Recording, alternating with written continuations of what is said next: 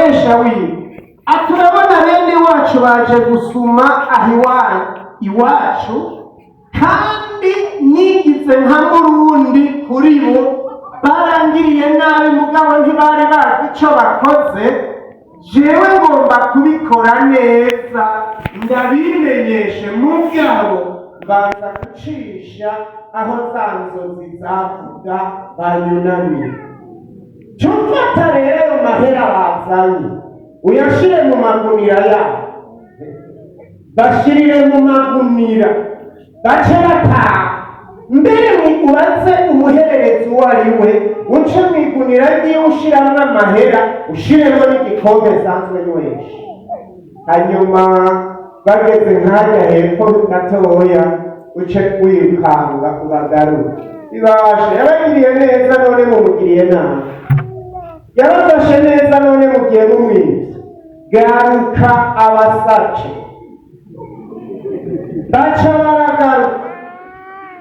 baca baragaruka ati udutabare nitwibanya kuba ntibiba kandi no kwica barabikoze no kubesha barabikoze barahenda na se w'igikoko caramuriye nayo umwambaro wiwe wawujobetse bari kwica abari barabikoze nabi reka bagaruke rero mwanyibye kandi wenda gisanga amazoba umujaru wawe arabasaka cagisanga hariya kwa Benyamini nimuce mutaha rero mubwire so muti yamusigaranye kandi agomba kukubona ikosa ryabaye burya rizokosoka n'ukuje yagomba kubikora neza Yesu ashimwe abicisha ahantu heza nyuma yarahavuye arabibarira hanyuma rero bahereza muri bijya bintu by'imbabazi kandi acarabagirira neza kuko yategerezwa kubagirira neza nyine Imana itugirire neza ni ukuvuga uwo mukoresha wa Yosefu rero acashira ayo mahera n'igikombe mu igunira abikora uko Yosefu yagize gute yabikoze neza ko yumviye ne nawe ni kubigenza kuri shobuja Yesu adufashe cyane aha ndiko njyana n'umwanya turindiriye abageni none turabe mu gitabo ca mbere ca Samweli igice ca 17 kandi turavye ababikoze neza ni benshi ariko kandi n'ababikoze nabi si bake igitabo ca mbere ca Samweli igice ca 17 dusome umurongo hariya twohera ku 44 tukabandanya ariko ni inkuru ngomba kuvuga ingene Dawidi yishe Goliyati. Aha hantu mbega ibyakozwe neza tubonayo n'ibihe? Dawidi ise yamutumye ati genda undamukirize bene wanyu bari ku rugamba ndabire ko bagikomeye ubagemurire intasho jeni bagiye kuzivuga muzakire mu izina rya Yesu ubaha intasho uti so na nyoko barabatasha n'abakozi mwasize ino n'amahoro none rero uti nimuganuke ngiyo n'induhuro mwebwe abari ku rugamba.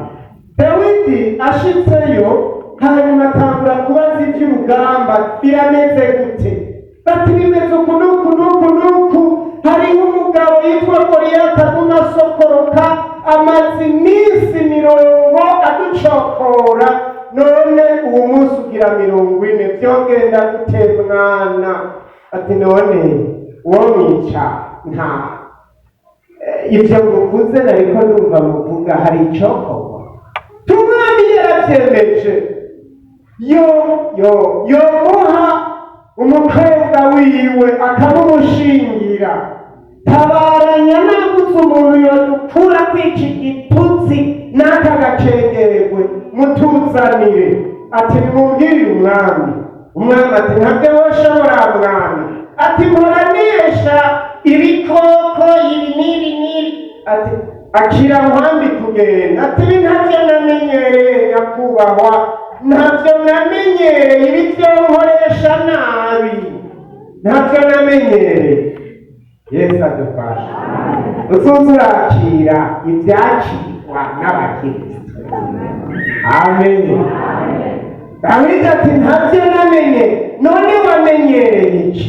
Je namenyereye ubu aka kagozi ngendana muri iyi saho ndatorutuye ngashiraho nkazungagiza, haraho ico gikoko ndacica nakiboshe, haraho ndagitera kikaba kirakumbagara ngaca ndakibwa. Namenyereye.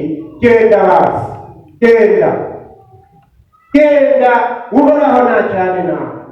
Dawidi acaragenda, azabona rwa rugabo ruraje, ati mwana yo baraguhenze ako gakoni yo, ivyo bikubitimba, ivyo sirigwana na jewe, genda.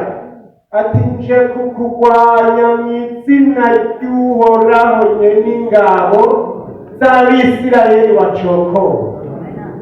Uyu munsi aho kumbagira ibisiga wewe, ngomba ndakubagira ibisiga vyo mu kirere, wewe n'Abafilisitiya banyu bamenye ko mu Bisirayeli hari Imana idakirisha nk'ivyo wambaye, kandi yanyemereye ko dukorana neza, n'ivyo nkubwiye ndabikora neza.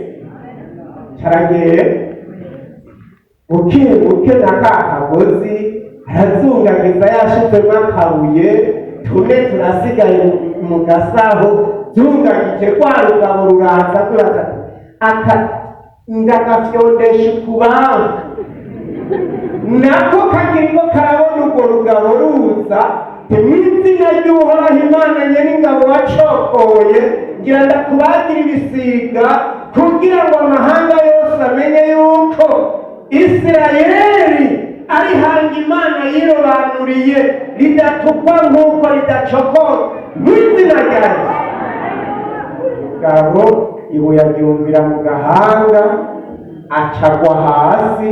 Dawidi aca yiruka amujako, aca yibaza ngo arigaruye, kumbe umugabo yaguye, aca asokora inkota yari yambaye kw'itako, aca muca izosi, agahanga aca agenda afashe amatwi, ati nguyu wa mugabo wanyu mwari mwishimiye, uhoraho aramubakuye. Amen. Dawidi yari yakoresheje ikintu citwa kubikora neza. Yesu adufashe cyane. Nari kuvuga n'ayandi majambo, Kristo Yesu yikirije igipfamatwi n'impumyi, baca bavuga ngo niwe wakoze byose neza, ngo ahumura amaso y'impumyi, ngo akavugisha n'ibiragi. Erega akora byose neza. Dusoze Icyateye cya kabiri cyane Pawulo yandikiye Abikorinto, Icyete cya kabiri Pawulo yandikiye Abikorinto, igice cya 5 ku murongo w'10, haranditswe ngo kuko twese tutazobura kugaragarizwa imbere y'intebe y'amateka ya Kristo, kugira ngo umuntu wese ahabwe ibihwanye n'ico yakoze akiri mu mubiri, ari ciza ari kibi. N'aya majambo ye, twese ntituzobura kugaragarizwa imbere y'intebe y'amateka ya Kristo. Aho bavuze twese baba bavuze guhera n'imbere, twese bapasitori, abarimu, abaririmbyi, abacentama, abaki tuzogaragarizwa imbere y'intebe y'amateka ya Kristo, ngo umuntu ahabwe n'Imana ico yakoze akiri mu mubiri, ari ciza ari kibi. Igihambaye rero, wari ukwiye gukora neza hanyuma ukemerwa mu bwami bw'Imana buduteramiye, ariko nutakora neza icaha kikakunesha, iherezo ry'abanyabyaha wararyumvise, ni mu muriro udahera. Imana idufashe cyane. Ikibazo wewe uririmba uriko ubikora neza, wa musenzi wowe uriko ubikora neza, murongozi wa korali ni gute? Mbega jewe nka pasiteri ndiko ndabikora neza kuko ndarindiriye kuzemerwa na Kristo Yesu mu bwami bwiwe. Amen. Kandi nagomba ko nzemerwa mbwira ati ko ari umwungere waragiye neza, ingo uhe ibikwiranye n'ibyo wakoze. Namba wumva hari ibyo utari kurakora neza, numva no gusengera unamika amaso gusa, umva two musengera turamuhaye.